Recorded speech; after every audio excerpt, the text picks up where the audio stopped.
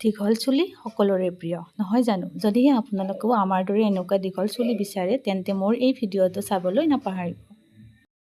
Hello' guys, আজি এটি বিশেষ ভিডিঅ'লৈ আপোনালোকক সকলোকে স্বাগতম জনাইছোঁ।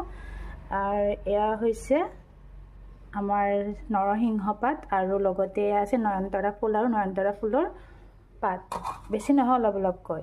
আৰু ইয়াতে আছে জেতুকা আৰু ইফালে আছে আমাৰ এইটো ৰক্তজবা। এই গোটেইখিনি মানে কি কৰিম, চুলিৰ কাৰণে এটা ভালদৰে পেষ্ট বনাম, মানে চুলিত লগাবৰ কাৰণে বহুত বেছিয়ে ভাল হয়। তো ইয়াৰে গুণাগুণটো আপোনালোকে জানেই, নয়নতৰা পাতৰটো গমেই পায়। তো চুলি মানে পকা মানে আৰম্ভ কৰিলে সেইটো মানে ভাল কৰে। লগতে ইয়াতে আছে নৰসিংহ পাত আৰু লগতে জেতুকা আৰু এয়া আমাৰ ৰক্তজবা ফুল চুলিৰ কাৰণে কিমান উপকাৰী আপোনালোকে জানে। তো গতিকে এইখিনিৰে মই এটা পেষ্ট বনাই ল'ম, তাৰপিছত চুলি লগাই ল'ম।